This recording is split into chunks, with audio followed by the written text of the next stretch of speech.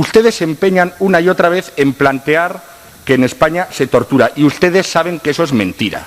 Ustedes están mintiendo, llevan mintiendo años y previsiblemente en este asunto ya vemos que van a seguir mintiendo otros tantos años. Ustedes saben perfectamente que por parte de las autoridades públicas de este país no hay ninguna instrucción al respecto que permita hablar de tortura como hay que entenderlo, como una práctica sistematizada que viola los derechos humanos de aquellas personas que están, en su caso, detenidas, retenidas o que vayan a ser enjuiciadas. Ustedes saben sencillamente que eso no es cierto. En España se respetan los derechos humanos.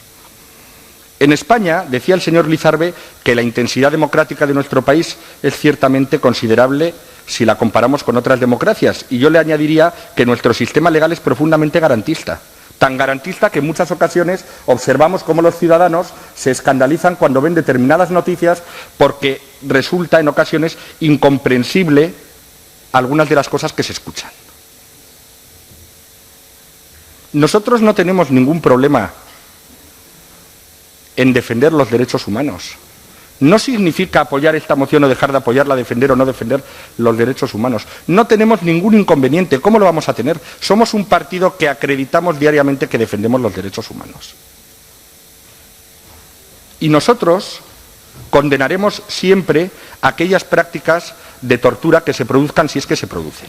Y nosotros condenaremos los excesos de cualquier funcionario y pediremos que a cualquier persona que no respeta los derechos humanos se le aplique la ley y todo el peso de la justicia. Pero yo le voy a decir una cosa, señora Ruiz, porque de su intervención obviamente se infiere, y de esta propuesta, que usted también defiende los derechos humanos. Hágalo también aquí, hoy y ahora. Condene usted a ETA. Es muy fácil. No hacen falta los circunloquios, es decir, sí o no. ¿Condena usted el secuestro de Ortega Lara? ¿Le parecieron o le parecen unas condiciones de detención, por llamarlo de alguna manera, admisibles? Porque si quiere, igualamos el discurso, pero vamos a igualarlo de verdad. El Partido Popular condena la tortura, lo ha hecho siempre.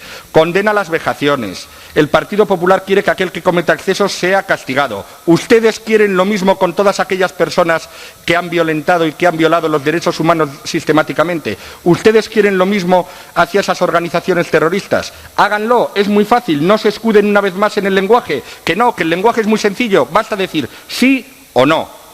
Pero dejen ya de engañar a la población. Ustedes han dado aquí una serie de datos sobre el informe. Yo, evidentemente, como ustedes, me imagino, me he leído también este informe. A mí me sorprende. La señora Ruiz ha citado en una ocasión a la Guardia Civil, es cierto. Pero el señor Ayerdi, no. Creo que la portavoz de Aralar tampoco. Han estado hablando constantemente del Estado español. ¿Por qué no explican ustedes cómo está redactado el informe? Mire, voy a leer brevemente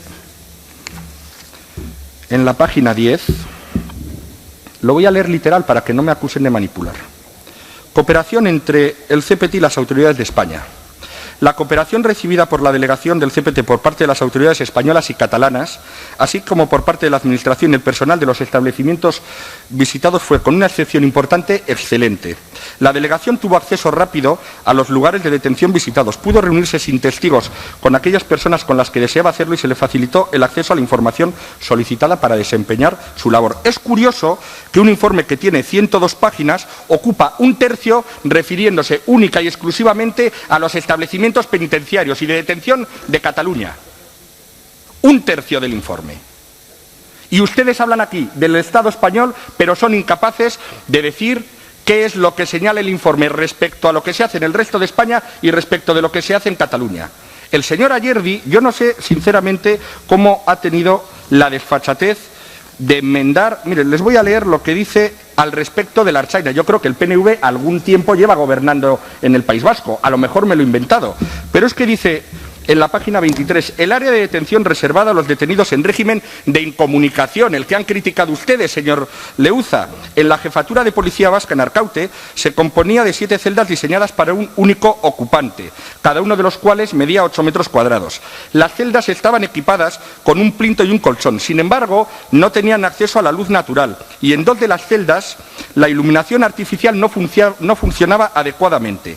Además, cada celda quedaba cerrada por medio de 2 puertas de metal de gran espesor, lo cual hacía imposible que en caso de necesidad los detenidos pudieran llamar al personal responsable de su custodia, sobre todo teniendo en cuenta que no había timbres. Verdaderamente me sorprende que ustedes, teniendo la capacidad de hacerlo, critiquen determinadas cosas, que no digo que sean correctas, que por supuesto que habrá que mejorar las condiciones que no sean correctas, pero no se apliquen el cuento y tengan la desfachatez de encima enmendar y venir aquí a dar lecciones. Voy a seguir. En lo que respecta al sistema informatizado del registro de detenciones que existe en la jefatura de la Policía del País Vasco, la Ertzaina, la delegación del CPT observó que no contaban con datos verificables básicos que resultarían útiles a la hora de hacer una valoración sobre el trato recibido por las personas detenidas.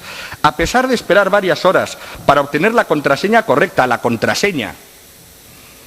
la delegación no consiguió obtener información, por ejemplo, sobre el número de personas detenidas en las comisarías, el número de menores detenidos, la protección al menor, fíjese usted, señor Leuza, la duración de la detención, el acceso a la asistencia de un médico o letrado, la provisión de alimentos o la identidad de las personas detenidas. Es una pena que el señor Ayerdi, yo creo que seguramente algo podía intuir y le habrá dado vergüenza.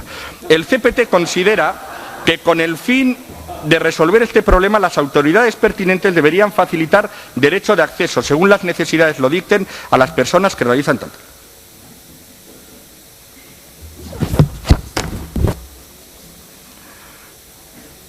Han estado hablando también de la asistencia de los médicos.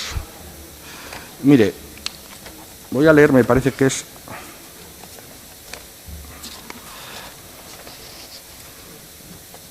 Vamos a ver.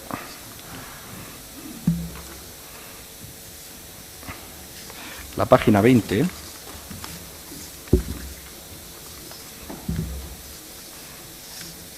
Que ahora no la encuentro. Bueno. La página 20 dice el informe sobre la asistencia médica. Aquí se ha aludido a la imposibilidad por parte de los detenidos de contar con un médico de confianza de su elección, dice concretamente el informe. ¿Por qué no dicen ustedes que en la página 20 dice que es práctica habitual de la Audiencia Nacional que los incomunicados reciban visita de un médico de confianza acompañado por otro designado por el tribunal? Eso lo dice el informe. ¿Por qué están ustedes diciendo que no? Lo que pasa es que evidentemente no se autoriza que las revisiones médicas sean a solas. Hay otro médico autorizado por el tribunal que supervisa, por supuesto que sí. Y mire, decía la señora Ruiz sobre la credibilidad o no, y sobre que si yo le iba a decir que si la incomunicación, usted ha interpretado que en la incomunicación se violan los derechos fundamentales de una persona y antepone esos derechos fundamentales de esa persona a los de la sociedad. Yo le tengo que decir, sin ningún tipo de problema, que no estoy de acuerdo.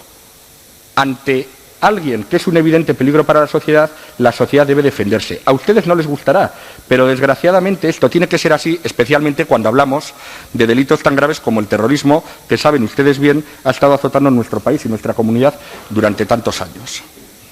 Yo les diría, en fin, se lo han dicho otros grupos, ustedes se han vuelto a equivocar.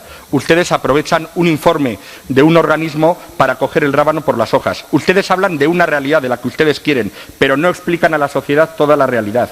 Y ustedes obvian lo más importante, y es que no tienen ninguna autoridad moral para exigir el respeto de los derechos humanos mientras no sean capaces de condenar a aquellos criminales y a aquellos terroristas que sistemáticamente los han violado en este país.